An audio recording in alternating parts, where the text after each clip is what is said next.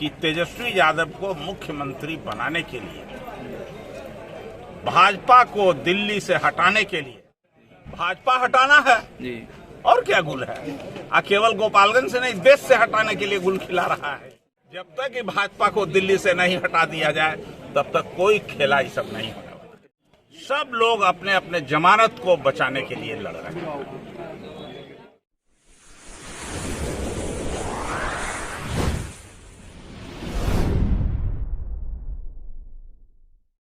आप सबको धनतेरस, दीपों के पर्व दीपावली और महापर्व छठ की हार्दिक शुभकामनाएं।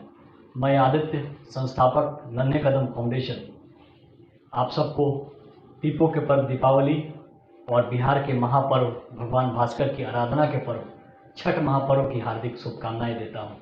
साथ ही सभी भाइयों, बंधुओं और बहनों से अपील करता हूं, इस छठ घर जरूर आए। बिहार को आपका इंतजार है, आपके गांव को आपका इंतजार है। ये छठ पर्व हम सब के लिए बहुत ही महत्वपूर्ण है। आइए हम सब अपने गांव आते हैं, अपने घर आते हैं और इस छठ पूजा अपने गांव और अपने घर को प्रेम से सजाते हैं। आप सबको हार्दिक शुभकामनाएं।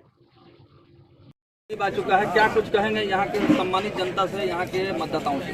कहना कुछ नहीं है। गोपालगंज की जनता पहले से ही, जो गोपालगंज के कार्यकर्ता साथी हैं, वो इतना कस के हल चला दिए हैं, खेत को जोत दिए हैं, क्या उसमें कहने का कुछ नहीं है। डे वन से ही लगे हैं। सतीश दास हमारे विधायक हैं पार्टी के, कारी सोहेब साहब हैं, एमएलसी हैं, विनोद श्रीवास्तव जी हैं, इनका पूरा, क्या विधायक जी का नाम, प्रेम शंकर जी हैं,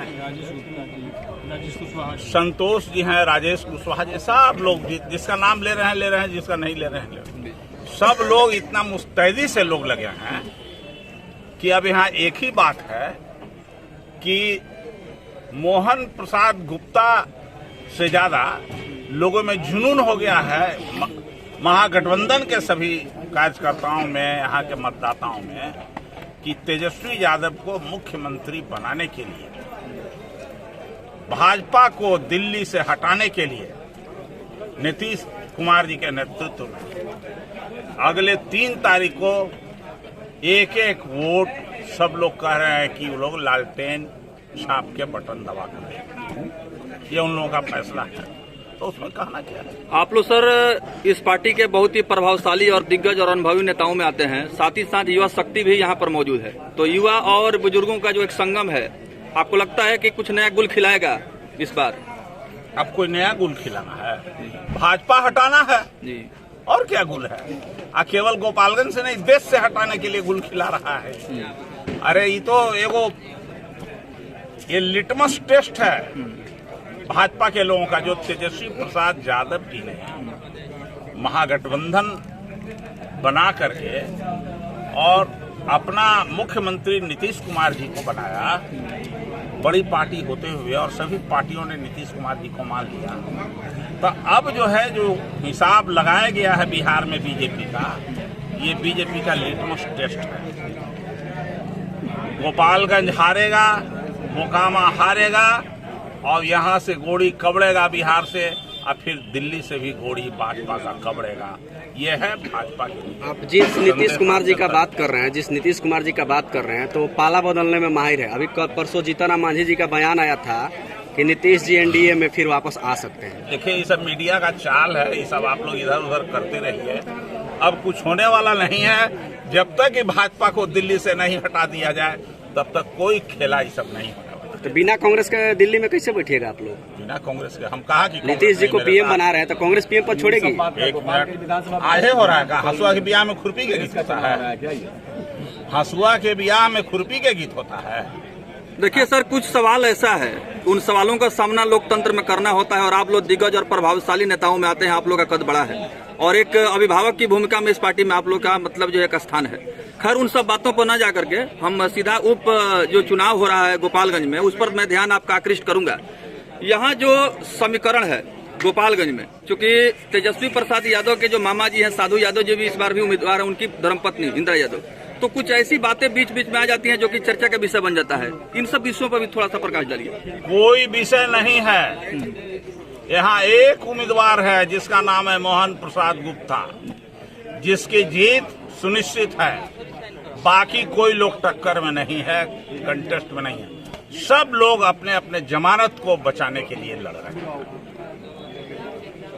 ये यहाँ की आम जनता का कहना है, मेरा नहीं कहना है, आम जनता का, वोटरों का कहना है। गोपालगंज राजद के मजबूती के लिए आपने जो योगदान दिया है वो सभी जानते हैं, और गोपालगंज की धरती शुरू से बड़ा इनकलाबी और क्रांतिकारी धरती रही है। लालू प्रसाद यादव जैसे बड़े नेता का जन्म यहाँ हुआ है। तो आप इस धरती पर पहुंचे हुए हैं गोपालगंज, खास करके उपचुनाव को लेकर के आपने संबोधित भी किया है कि ये जो है चुनाव जो है बहुत बड़ा चुनाव होगा और देश का राजनीति को बदलेगा। क्या कुछ कहेंगे यहाँ के आवाम से, जनता से? देखिए, गोपालगंज की जनता ने मन बना लिया है कि गोपालगंज का नाम पूरी दुनिया में गूंजता है और सामाजिक न्याय के लिए गूंजता है। गोपालगंज ने ऐसा सपूत पैदा नहीं किया होता तो शायद दलितों, पिछड़ों, अल्पसंख्यकों और अंतिम पायदान पर बैठे हुए वो लोग जिनको आज इंसाफ मिल रही है, मिलने के रास्ते में है। लड़ाई तो अभी पूरी खत्म हुई नहीं है, शायद नहीं होती। सतीश दास जैसा व्यक्ति दलित का बेटा एमएलए नहीं होता। चप्पल सीने वाले का, जूता सीने वाले का बेटा शिवचंद्र राम मंत्री नहीं होता।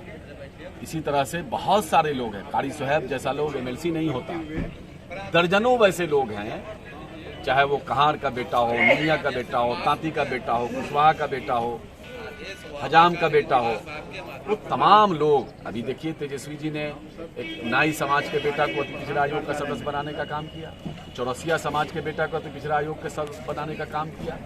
या हमारे उदयनारायण चौधरी जी जो हमारे अध्यक्ष रहे, स्पीकर रहे, सब ये गोपालगंज ने ऐसे सपूत को पैदा किया है जिसकी वजह से गरीबों को, पिछड़ों को, दलितों को, अल्पसंख्यक समाज को इंसाफ दिलाने में एक बड़ा योगदान है उनका।